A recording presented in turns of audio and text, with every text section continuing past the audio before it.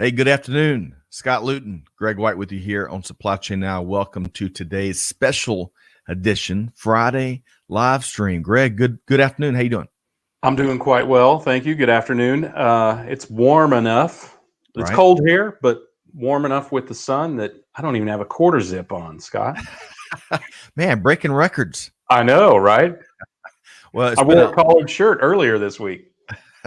It has been an awesome week on so many different fronts, both for our team here at Supply Chain Now and lots of dear friends of our show. And we look forward to kicking off, reinvigorating our reverse logistics series here with our talking about friends, Tony Sciarrotta in the RLA. And we've got a special guest here, but we'll bring those special guests out momentarily. We had a wonderful conversation earlier this week on a critical topic, Greg, freight. So we had our friends from US Bank and Frank Hurst, CEO of Roadrunner Freight, along with Bobby Holland, US Bank, join us for really informative dialogue around what they're seeing the last 3 months of 2020 when it comes to freight trends, right? Yeah, I love that quarterly review because we get Bobby and his team do such a great job at US Bank providing the data and distilling the data into something we can all absorb and is meaningful and we can use going forward.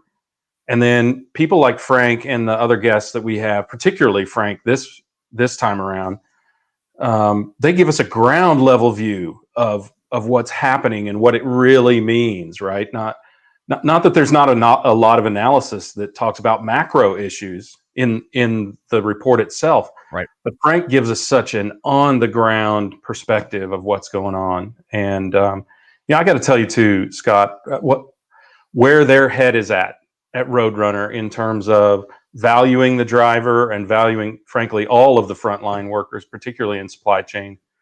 I really dig that. I think it's an episode worth going back and looking at. You'll learn something about what recent history has meant and what it can mean going forward. Well put. And you know what? It's free to sign up for the Freight Payment Index, chock full of national and regional information. And one more thing about Roadrunner, Frank has been there and done it. He way back early in his career, he drove trucks, and he's one of the most down-to-earth CEOs that you're going to meet. So it was a great conversation, made for a great conversation, him and Bobby. Freight.usbank.com for more information there. And we've got an upcoming webinar with our friends from Kinaxis, February 17th. Greg, supply chain transformation is on the tips of everybody's tongues, right? Yeah, and of course. And, we've met with a ton of the folks at Kinaxis. I have not yet got to meet personally with Ann Robinson, and I am really, really excited about hearing her perspective on what they're seeing in the industry. This has been a big year, as we talked about yesterday on Tequila Sunrise Midday. But this has been a big year for supply chain tech, and they are at the forefront of it. So interested in getting a really recent update. We've met with so many quality people, Patrick Van Hull and Polly from Raleigh and John Sicard, right? And founders and, other folks there. This is going to be worth tuning into. Did I almost say dialing into? Just about. I also like how you snuck in there Tequila Sunrise Midday. We got a new series, folks. New series. Hey, you can't just drink in the morning. Hey, if you love M&Ms and you want to learn more about the M&M supply chain, join us on February 17th because we'll be featuring one of Mars Digital Technologies leader as part of this wonderful episode webinar. I like Van Halen, love M&Ms except for the brown ones. All right. I want to save this for a second. I want to say hello to a few folks, and then we're going to circle back with one final note before we bring on our wonderful featured guests here today. Let's say hello to Anna Mary. Great to have you back. I think she was part of your live stream yesterday. She was yesterday, yes. Thank you for coming back. She's doing some great things in supply chain. She's also a fellow at Lannon, part of Supply Chain City. So great to have you. Gary's back. Roslyn, New York, 19 degrees up in Roslyn. How about that? We just had our team meeting today, and we heard temperatures all the way from 8 degrees to 80 degrees. And I think everyone here probably knows which ones I prefer. Agreed. And we know you well. I'm feeling it for you, Gary. We got to say hello to Felicia. Felicia's part of the RLA team. Wonderful people doing big things across industry. Great to have you here. Tina Elliott, from Milwaukee. Great to have you here, Tina. If you're a first timer, well, you've already told us where you're from. Tell us if you're a Brewers fan or what sports team that you are aligned with. That'd be great. Let's see who else we have here. Raj Mohan via LinkedIn. Great to have you here with us. Let's see. Lee is tuned in. H-Town. I'm going to generalize from the last name that could be Hamburg, Germany, or Houston. Okay. So Lee, break the code for us, but great to have you regardless once again on a live stream. Muhammad's tuned in via YouTube. Thanks for holding down the fort there on YouTube for us. Let us know if you get any problems over there, Muhammad. That's right. Demo is tuned in directly from the beach. He lives in Panama, so he practically lives on the beach. Great to have you. The man is never outside of sight of water, I would venture to guess, right? I agree with you. And yet, by the way, yesterday was, I don't have the year in front of me, 1860-ish. Yesterday was the first day that a rail car went from the Atlantic to the Pacific via the Panama Canal. That was that day in history. Pratik, great to have you here. As always, look forward to your pseudo Greg White hot takes, or Pratik Shaw hot takes. We should rename him. Yeah, there you go. Give him his own brand. Rhonda, great to see you. Hope the Hold My Beer session last night went well. A lot of good activity there. I saw Sophia. Great to have you here. Happy last Friday of January. Amen to that. I can't believe how quickly this month is gone. And finally, Natalie. Hey, great to have you. Finally able to join live. Well, Natalie, you've made the first part of your journey is now complete, but now you've got to bring it. You got to let us know what you're thinking. We've got a wonderful conversation teed up, one that hopefully you'll enjoy and participate in. So great to have you here, Natalie. All right. With no further ado, I want to welcome in our two guests. Greg, are you ready? I'm ready. We are. You know what? Let me give one more shout out. So this is Lynette Beavers, and I think this is the same Lynette. And if I have the wrong Lynette, I apologize. But Lynette is a military veteran spouse, and we're going to be interviewing her husband and her on a Veteran Voices episode. Wow. Just around the corner, I think next week. And we're going to be getting both of their stories. So I'm hoping it's the right Lynette, but regardless, welcome here via YouTube. So great to have you. Okay, so let's welcome in Greg, if you're ready. Oh, you know what? Hang on a sec. We've got to I'm kind of bouncing around here, aren't I? There's so many people on this thing, right? I am so excited about our guests and our conversation and folks in community. But yesterday was home run stuff with a dear friend of the show that's on doing big things. So tell us more. Yeah, so we talked with Paul Noble about data, which sounds really boring, but it's not because wrong show. But what companies are doing in harmonizing their data and creating incredible inventory insights and inventory optimizations and reductions by managing their data much, much more powerfully. And that's something that Verison does, and Paul is an expert in. Frankly, he built the company because he had the pain himself. We had Sneha Kumari, who was commenting in there as well. And you could tell she felt the pain working for a manufacturer as well. It was fantastic. And they had a big announcement. They just raised $8 million on a substantial valuation. So that makes the story not only the data and a little bit about how Verison attacks that problem, but the value of tech, of supply chain tech in the world today, because the valuations are substantial, to say the least. It is not uncommon to see a 20+ multiple of revenue for a growing supply chain tech company. Wow, what great story! Right? Yeah, no shortage of wows. We've both been fortunate to rub elbows with Paul for quite some time. It's amazing what he and the Verison team have done, and what a great week for them. So I really appreciate the time yesterday. I'm gonna watch the replay. I'm about a third of the way through it, Greg. You could do a great. You got to be in some of it, right? Yeah. I saw there. We were moving fast, so we didn't get to acknowledge everybody, but I saw that you and several other people dropped in. It's good stuff. All right. So with no further ado, let's bring on our two featured guests here today. We've got Chuck Johnston, COO with goTRG, and our friend Tony Sciarrotta, Executive Director with the Reverse Logistics Association. Hey, Chuck, Tony, good afternoon. Good afternoon. How are y'all doing? Good afternoon. We're doing fantastic. Enjoyed our pre-show warm-up.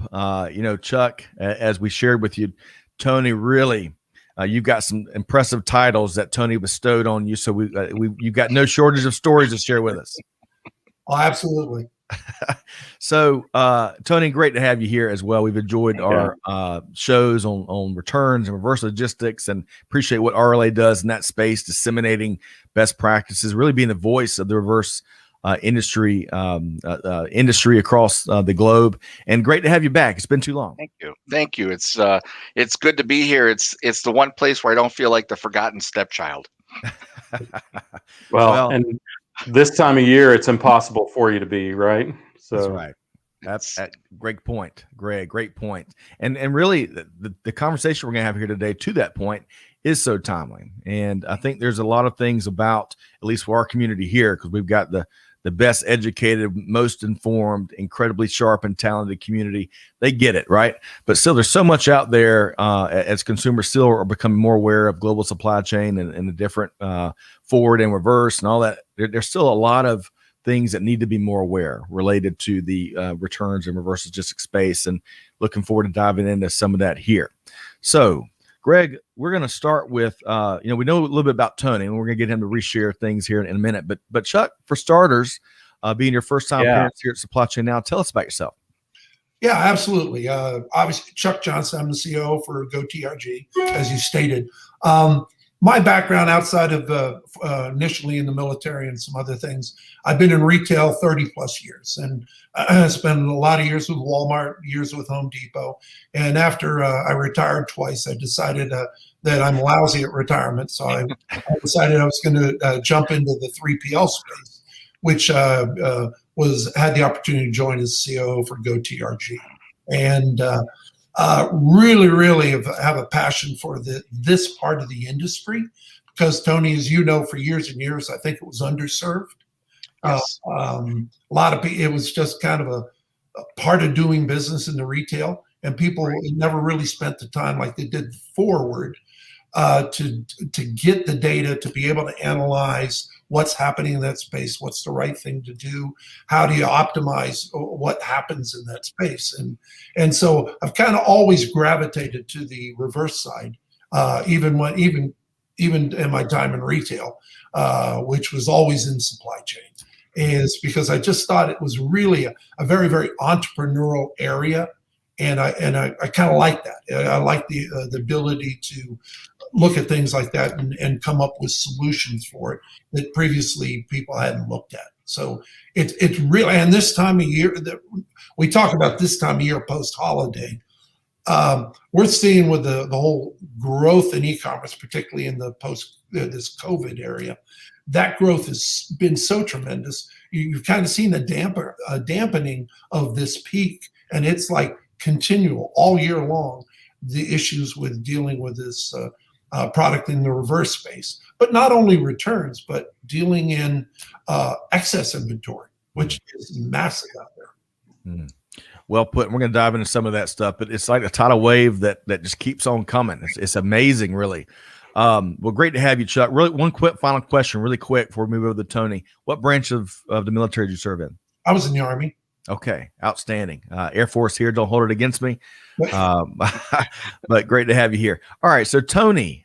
Now, folks, look, you're the governor of the industry, and it's been neat to have you on these shows. So our community, you're not new to our community, but for the couple people that are out there that may not know Tony Sciarrotta, give us a couple details about yourself. I think the most important detail is when I was at Philips and I was enjoying sales and marketing, and I had done that at Sony. And one day they called me in the office, senior team, and said, we want you to go fix the returns problem. So that began the journey, and it was a painful journey at first. But I went to the mountaintop. I went to Bentonville. I got to meet Chuck. I got to say, how do we fix this? And stop sending things back that aren't broken, and all of the other problems that occurred.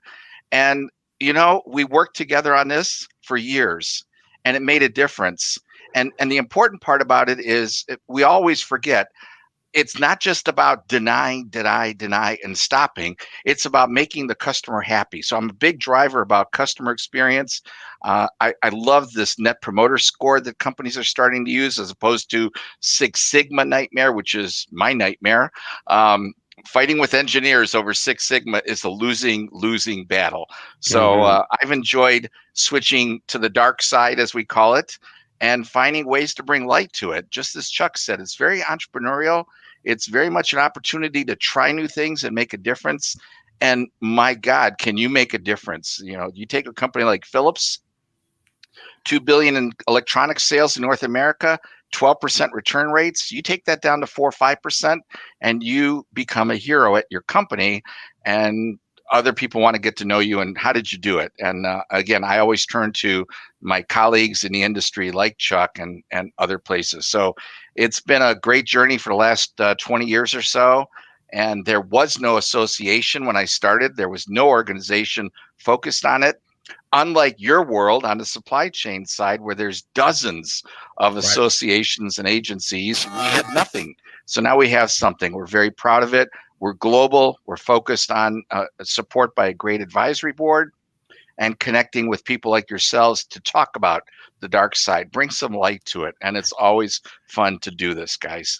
Love that. Spotlight cures a lot of or sunlight cures a lot of things. So I love your earlier comments there and your perspective. Okay. So Greg, before I circle back around and just make sure in a nutshell what folks know what goTRG does and RLA.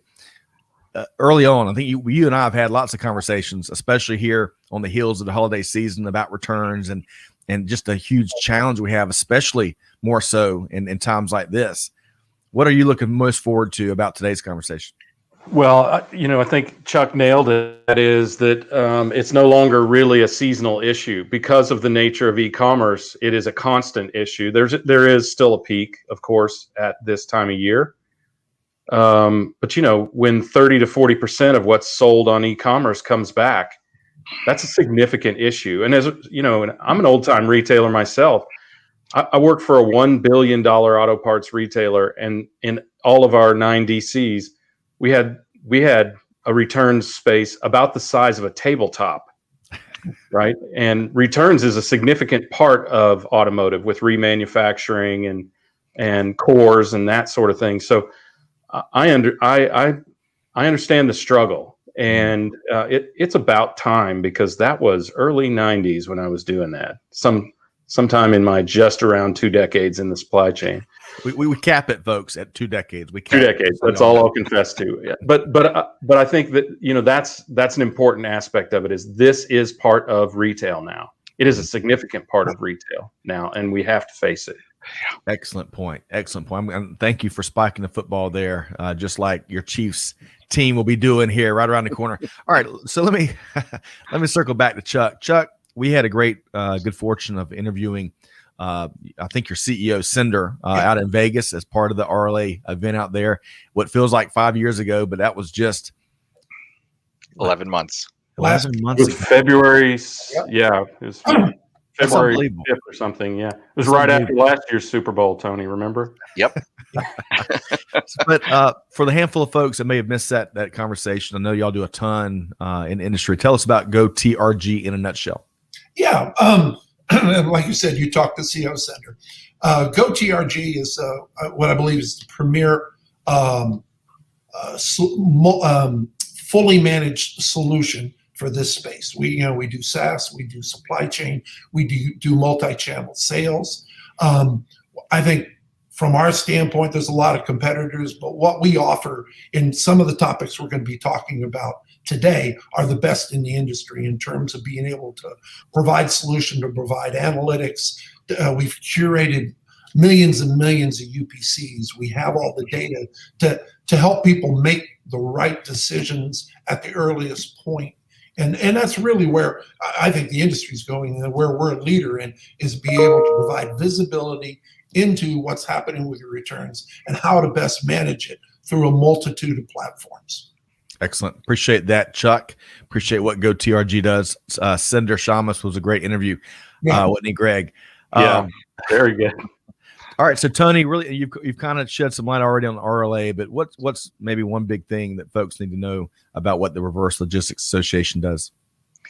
The association is a membership-focused group, and it's primarily retailers and manufacturers who have returns problems, and the third-party solutions partners and providers like goTRG who have answers to those problems. Now, the retailer manufacturer community is huge. They almost all have to deal with returns, but there are not enough good third-party solutions partners out there. It's a huge industry and is very fragmented. Unlike the forward side, where you can point to some major partners like XPO and some of the other guys that are out there, we don't have that as much on the reverse side, and we need it. And goTRG is one of the premier companies out there doing that, providing solutions. And it, again, you're opening up the sunlight here a little bit and giving a chance. And that's what the RLA does. We're a community on a website. You can join for free, by the way. I get to plug that, rla.org. You can join a community for free. There's other benefits for membership.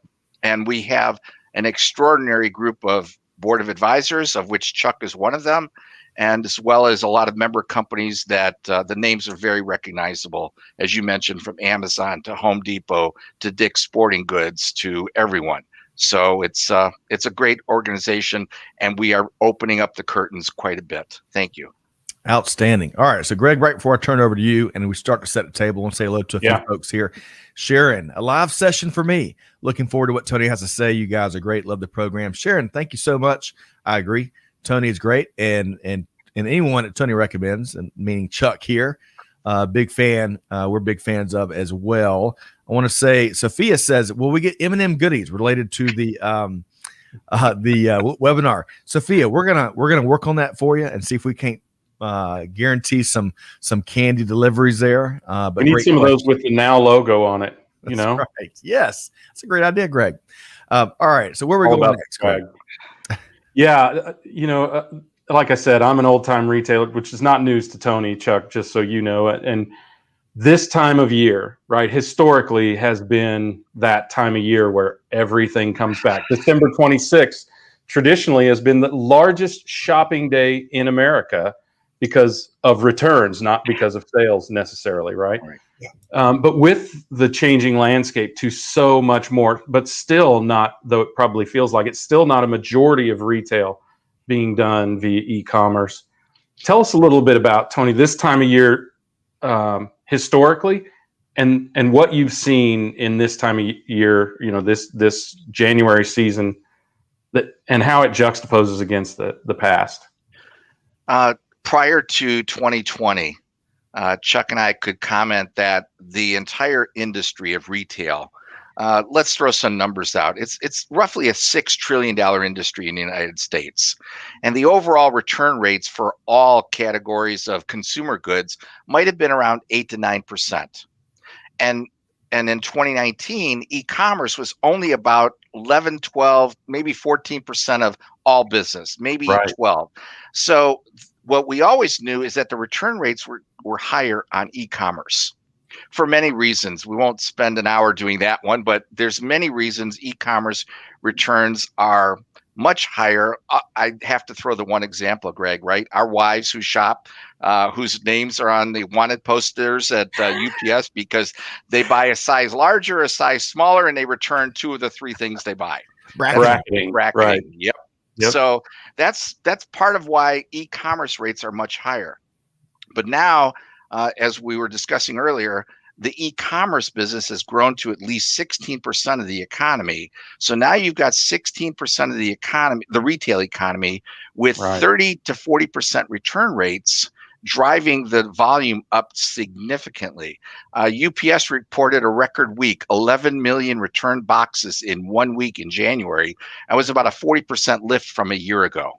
So it is gigantic. It's a tsunami. That's another word for it. And it's not going to get much better because e-commerce is growing. So we have to find more solutions and find more ways to handle this because it's not going away, just like e-commerce is not going away. And it's just, it is a tsunami that we're dealing with. And again, there's so many new companies out there who don't even realize they get into it, especially in the fashion wear industry. that get into it and don't realize they're going to get a tsunami back. Yeah. And then they have to find good companies like goTRG to help them get through that nightmare. And, end to end, will they survive? Not sustainable if they don't do something. So it is that peak time of the year. It is much higher than a year ago or 2 years ago because of e-commerce growth. And we're starting to see bottlenecks. I think Chuck will talk a little bit about that as well, but there are bottlenecks, and it's unfortunate. The other reality of these goods that come back, most of them, there's nothing wrong with them. And it's presenting a loss to the manufacturer and the retailer, and you can only compensate so much, but it is about, can you slow down returns? With the returns you get back, can you increase asset recovery? That's the two major landmarks of the returns world. Well, and from a more macro perspective, Tony, it's a sustainability issue because some enormous percentage, you know this better than I do, but depending on the category, upwards of 90% of what comes back goes straight in the trash. And so that creates its own issue. And the other is, and you are my wizard here on this, is we need to confront not how to handle reverse logistics better, but how to prevent such a mass quantity of returns to begin with. And I think the irony of your name is of your organization is that one of the things that you promote is figure out how to not get it returned to begin with, just like the discussion you and Chuck had so many years ago, right? Right. And to your point, Greg, that's a great point because Lee asked a great question. We're with each of these policies, we're training, whether we like it or not, we're training the customers to act a certain way. And Tony, as you've said 1,000 times, if you make it free and easy for customers to return stuff, guess what? They're going to return stuff. Surprised. Yeah. So before we move, Greg, into some of the burning issues Chuck has to share, if y'all both could speak to Lee's question here. So Lee asked, are companies like REI, Amazon, Costco, Walmart with such generous return policies changing the return culture for consumers? Chuck, quick response on that. I mean, they have for years. I mean, if Tony and I have talked about this for years. For years and years, this return issue that you see was typically a U.S. issue because of this desire.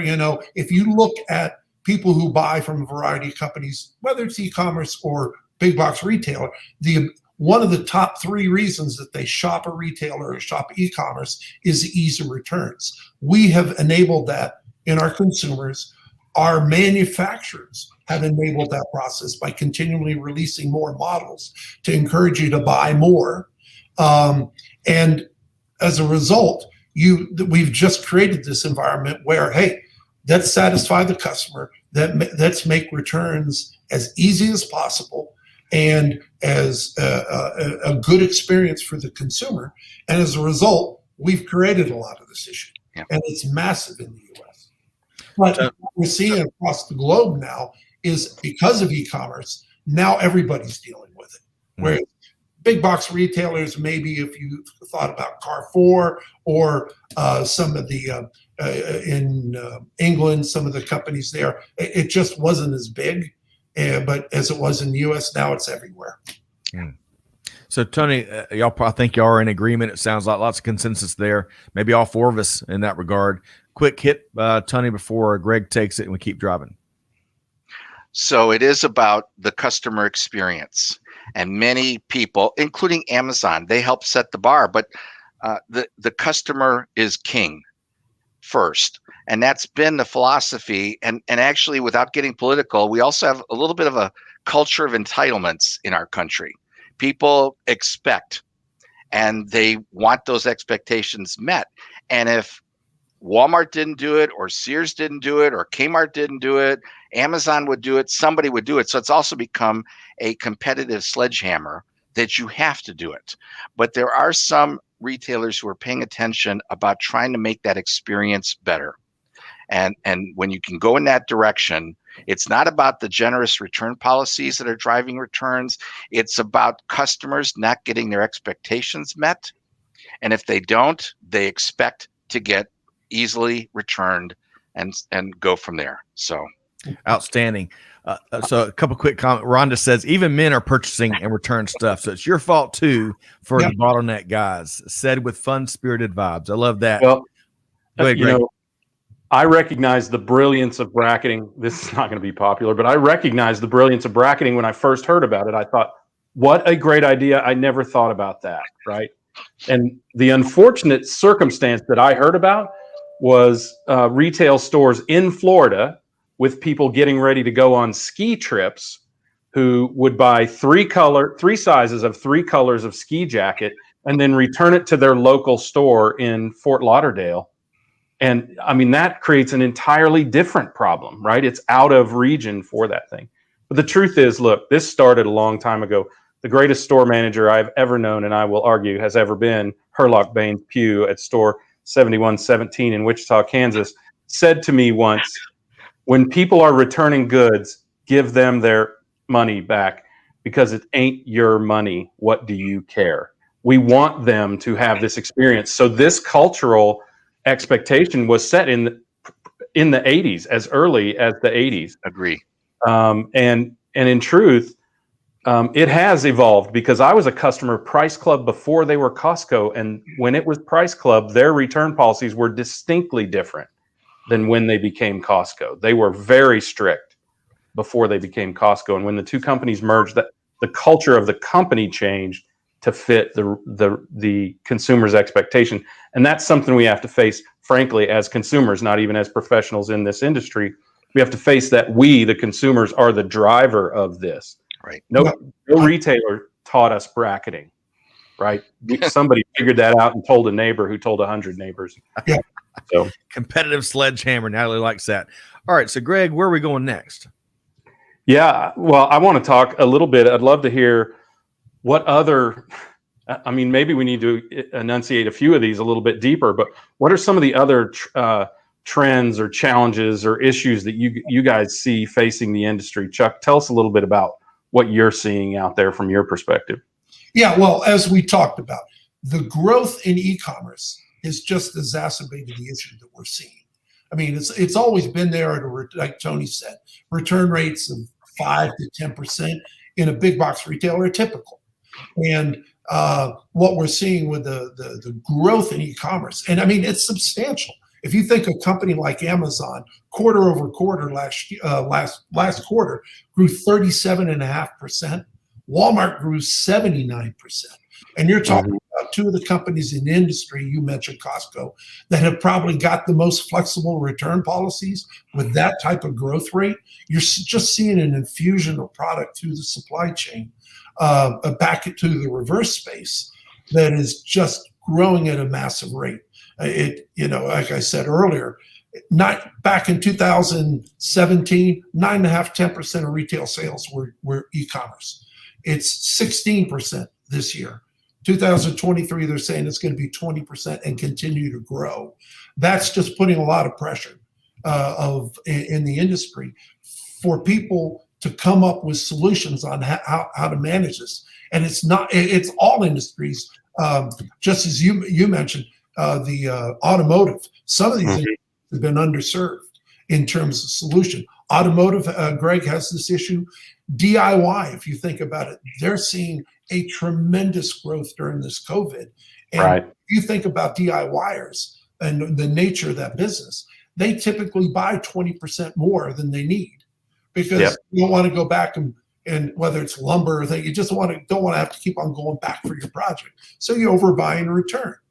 And a lot of that goes back to stock, but a lot doesn't go back to stock. And then creating, understanding that information and providing solutions to it to mitigate the cost is critically important in the environment today. Yeah, undoubtedly. And Greg, I'll add to what a comment you made earlier. You mentioned a number is 90% gets thrown away, and it's not quite that bad. I do want to be encouraging that there's been some improvement. There's been dramatic improvement, let's say. The goods come back and they are finding some homes. And I think we've kidded about before, the inspectors on the lines at the warehouses, the returns warehouses, are taking a look at the goods and making decisions about, do we put it back on the shelf? Do we put it in a landfill pile? Hopefully that group that's going to landfill is getting smaller and smaller because of some other wonderful global groups. The Ellen MacArthur Foundation is pushing the circular economy. Mm-hmm. And that's our new buzzword for sustainability. And let's embrace it. Let's talk about it so that people stop thinking about being linear, make, buy, throw away.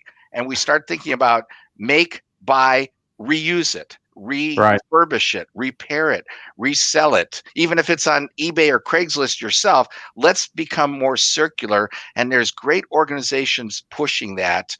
And because that 90% number, Greg, does apply to the fact that 90% of it has no problem. So why not do something else with it instead of throwing it away? Very encouraging signs there, Greg. Sorry, I should have contextualized that number. In my discussions with people around fashion, particularly high fashion, that's where 90% of it gets thrown away. The reprehensible behavior of companies like LVMH, who don't want their used goods going back into the marketplace. Everyone's seen the YouTube video of them burning goods. Right. So, it is only a segment of the market, but it does happen. Right. And that's a problem we still have to solve. And frankly, is partially the responsibility of the consumer. But the good news is there are plenty of companies out there like goTRG and others who are focusing on that very, very niche and very, very extreme case to try and solve that. And I've actually talked to a few of those in recent days, which we should talk about sometime, Tony. Yeah, Greg, this is Chuck. Good, Chuck. One of the things is that all the time I was in retail and I was dealing with companies like goTRG and I was dealing with the RLA, is that if you think about, there's a lot of people you mentioned about because of brand, they say, look, I'd rather throw it away than sell it. My argument has always been to people in the industries is that there are platforms, Angie's List, Craigslist, eBay, and all these things. Poshmark, right? And they sell things in the industry. When you're an OEM or a retailer, or you got private brands, you look at it and say, okay, my return rate's 10%, but 90% of that stays with the consumer who are selling it at some point in time. So if you think that by throwing your stuff away, you're protecting your brand, you don't really understand the industry. There's so much.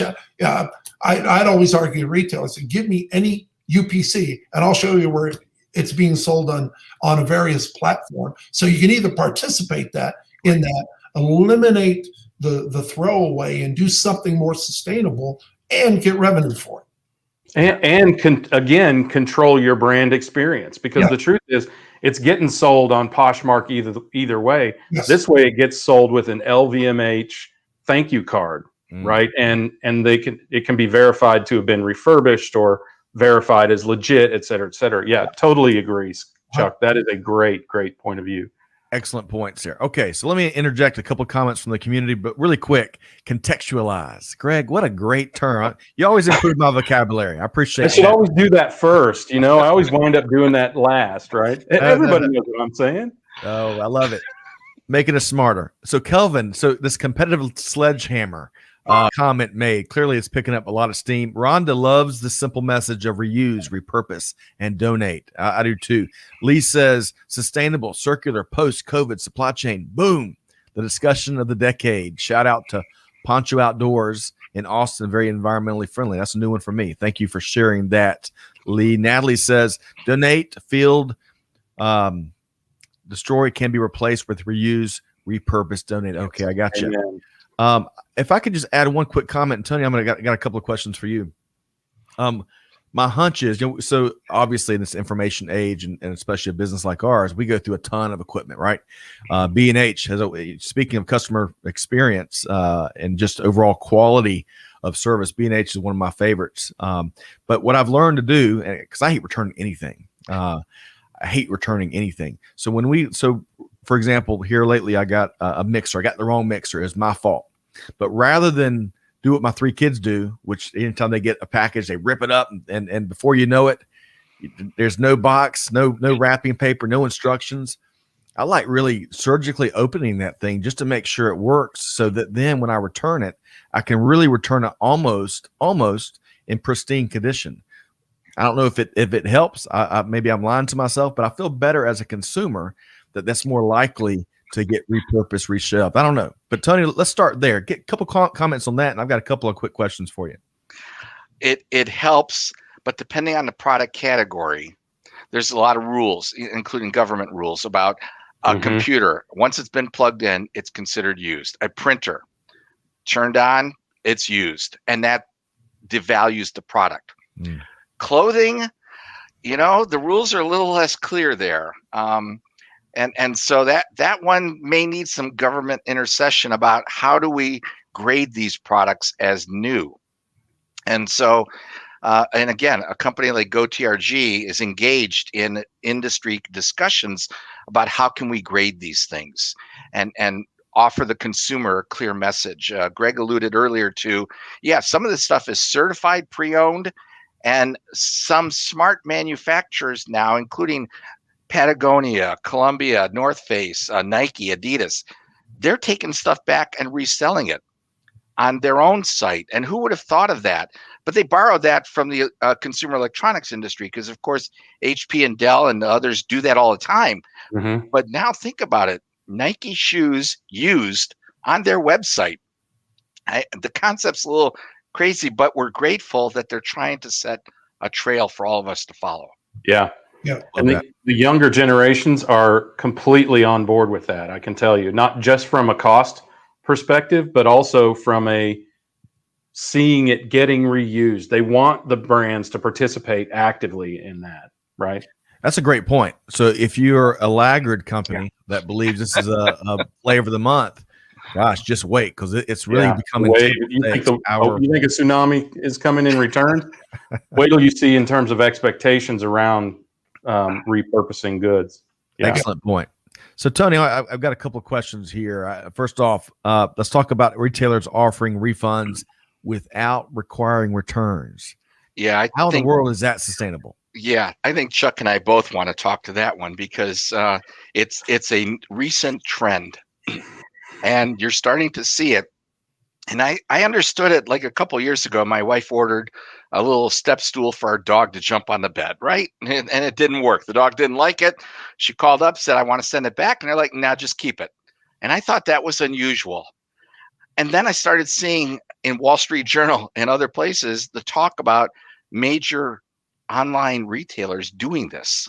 And absolutely, how is this sustainable? And more important, I think there was conversation about Price Club, Costco, and years ago, it was the internet, Greg, that exposed the fault in the returns process and said, buy your furniture at Costco, take it back a couple years later, get some new stuff.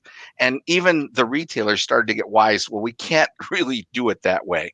So they did tighten up somewhat policies, but generally speaking, now this idea of offering a refund is based on the finance whiz kids, as I call them. Sorry, it's not. You know what? It is meant to be derogatory a little bit. Go for it. Because if you just do it by the numbers, if you just go by the numbers, it costs more to take back a $20 item than you're going to get for it. And so there's that question of how do you make that better? Now, at Philips, in my Philips days, we took back everything because you wanted your brand control. We were taking back earphones, headphones, HDMI cables. We took back everything because of that brand control function. But again, if you do the financials on it, and Chuck will help attest to this, there's a price point where it's just stupid to take it back financially.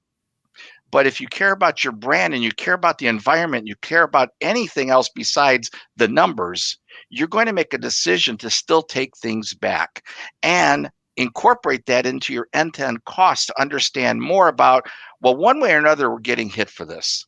Yeah. And of course, my favorite story is when you give them a retailer gets an allowance from a manufacturer. You never get to the end of the year where they say, you know what, you gave us 6% allowance. We only needed 5. We'll give you some back. It's usually, you gave us 6, we need 8. Let's get it. Oh, that's frustrating, Chuck. Go ahead. That's the way The thing is that's the space that we as a company operate in, because we're bringing clarity to the costs and what it takes to move stuff through the supply chain. Forward Logistics has done this, Greg and Scott, for years, and has got it down, all the nuances down to a T. Typically, reverse has been very, very analog in this. They've not mined data. Companies like ours have now provided that information out there that says, hey, to Tony, there is a point of diminishing returns at which you just don't want to return. Companies like Wayfair, IKEA has looked at this and said, look, particularly in the age of e-commerce, where now we as a company or we as a manufacturer are paying all this cost to transport. And at some point in time, that 12-person dining table is going to cost us more money for you to, one, the difficulty of shipping it, but to get the white glove service to pick it up, bring it back, to only try to resell it again. There's points where now we are mining data that just says, look, we may give you, it will maybe even offer you some additional money to keep it, or just don't ship it to us because it is not worth it. We are not making any money. In fact, we're losing money at a faster rate.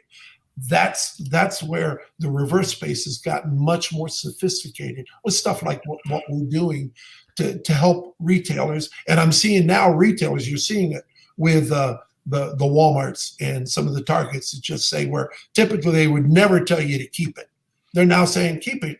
They're not magnanimous. That's based on data. They're saying, hey, it just costs us too much money for us to come pick it up, or for you to ship it. That data will change over time, because that is literally a license to steal. Literally. Yep. I mean, look, the biggest source of fraud in retail has always been in refunds and returns, far more than direct theft. The cost of doing business has always been more highly impacted by refunds and returns. Yep. And now what you're saying is, buy this, tell us you don't like it, we'll let you keep it and give you your money back. Yeah. Yes. How long is it going to take somebody to figure out? I'll just keep buying stuff and telling them I don't like it.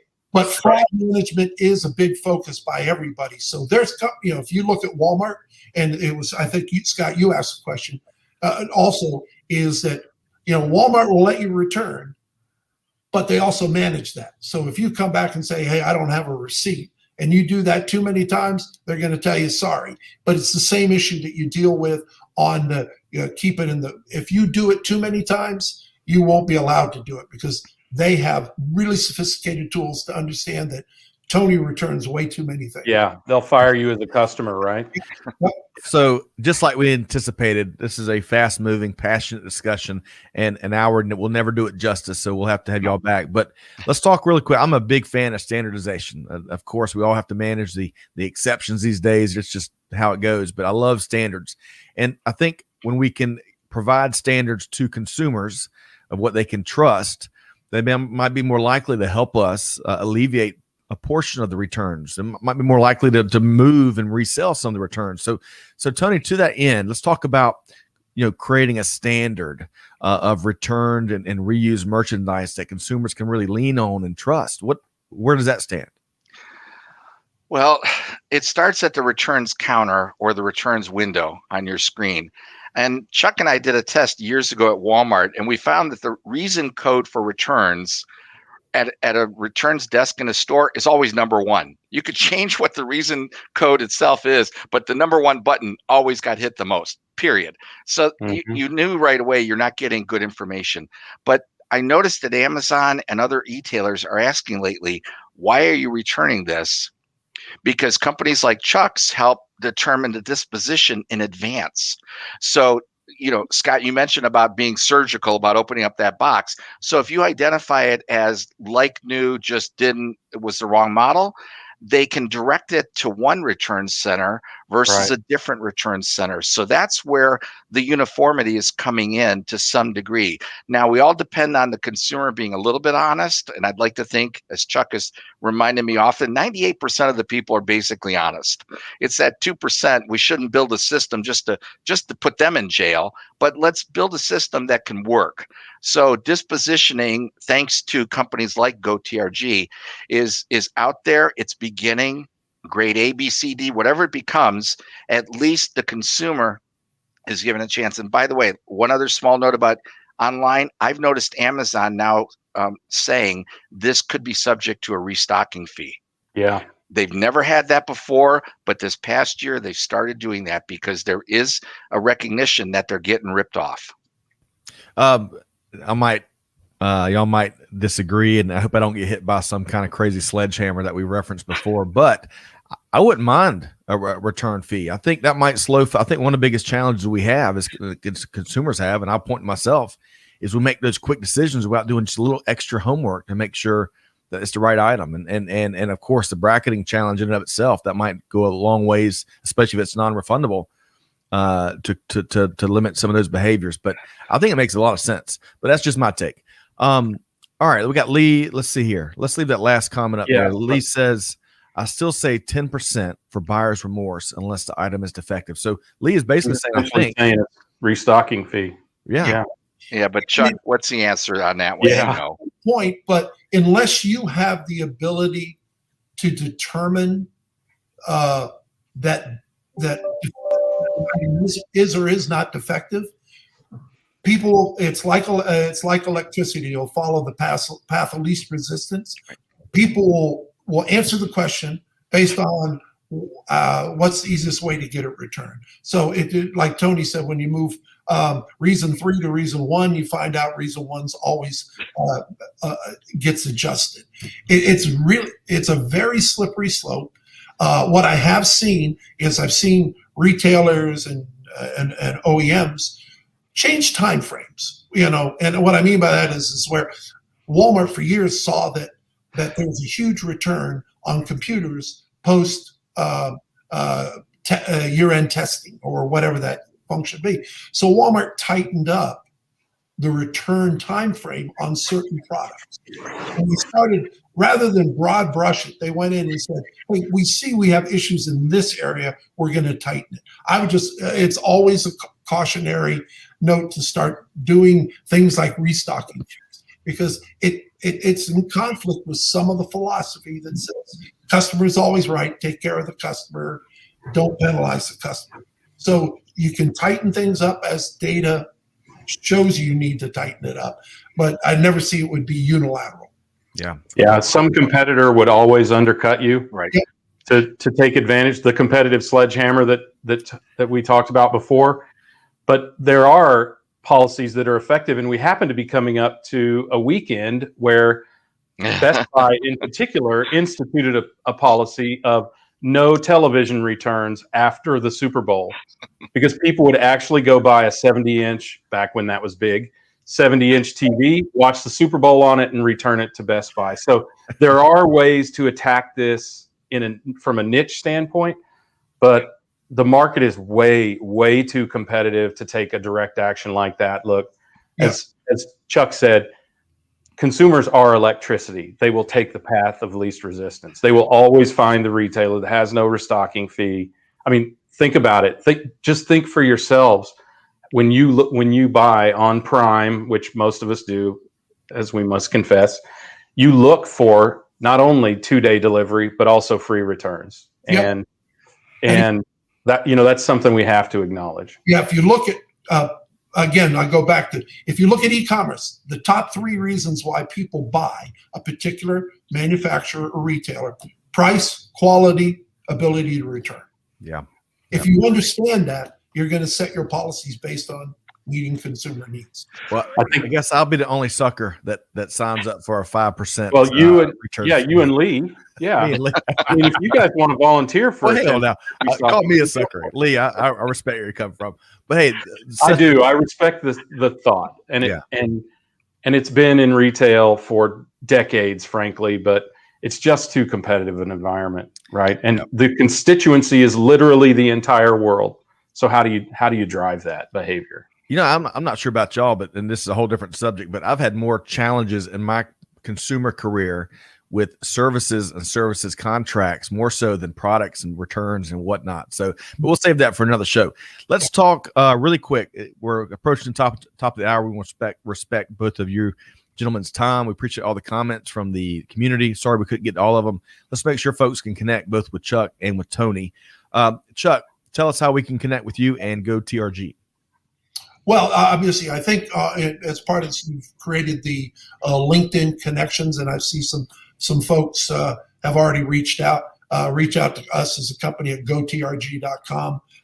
Where we've got a lot of experience. We've got a lot of people, professionals in our company that have been around the industry a while. We can provide a multitude of solutions. I'm more than happy to help anybody at any time.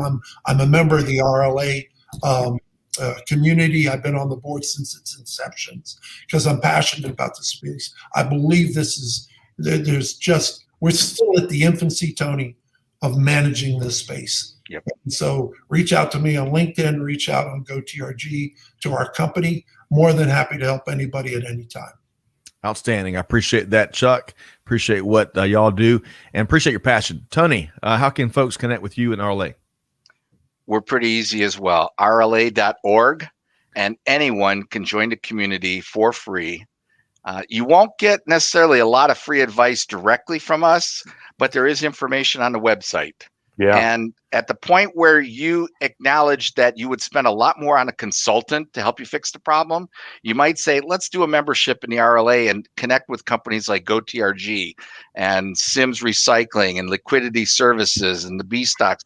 There are many out there. We're proud that most of them are members of the RLA, and proud that they share their best practices so easily and that they help evangelize this issue. And so RLA.org, join the community. You'll get the magazine, you'll get a newsletter, you can download videos, podcasts, and the famous first book, Going Backwards, from 1998. It's like a classic textbook, a college textbook level, and it's still accurate today with all the ideas in it. That's the book I first downloaded when I was thrown into this, and we have it available for free on the website.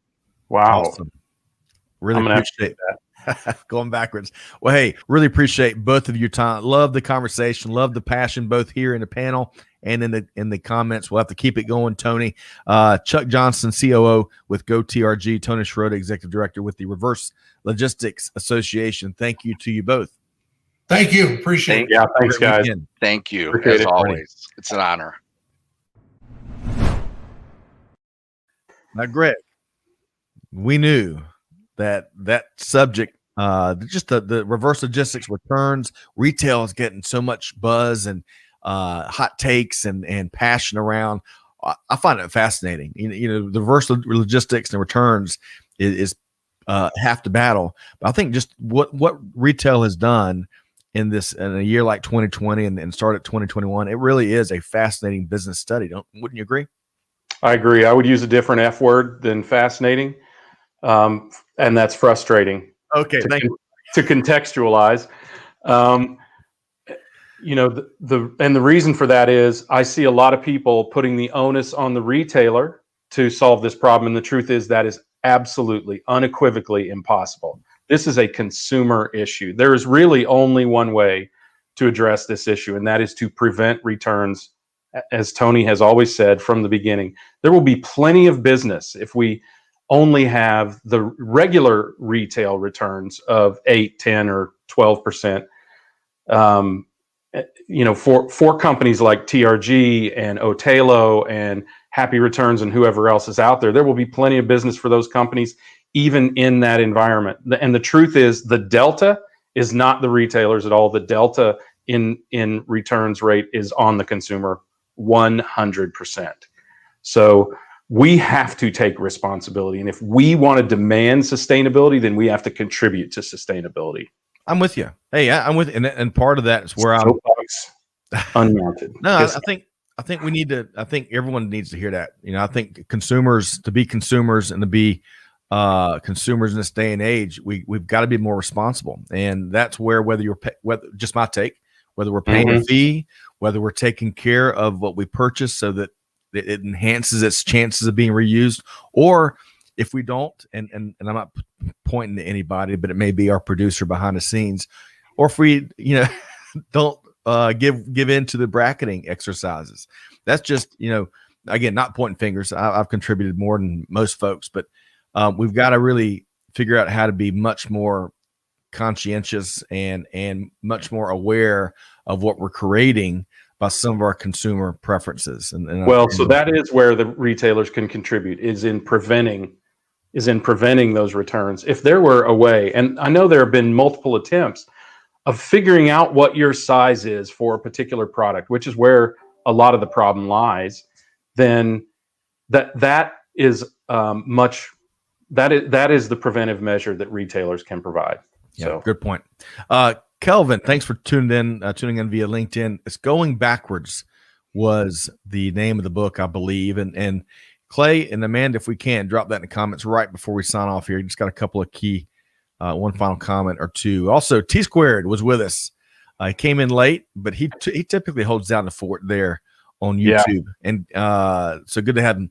All right. So really quick, last comment. Hey, folks, if you enjoy conversations just like this, you can learn a lot more, supplychainnow.com. We've got a brand new cutting edge website coming to a town near you. But hey, we're here to serve as the voice of global supply chain.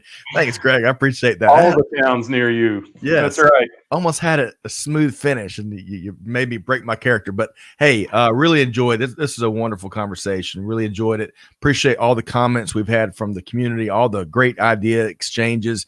Hey, Tony and Chuck brought it just like we knew they would. We'll have to have them back again soon. Greg, always a pleasure.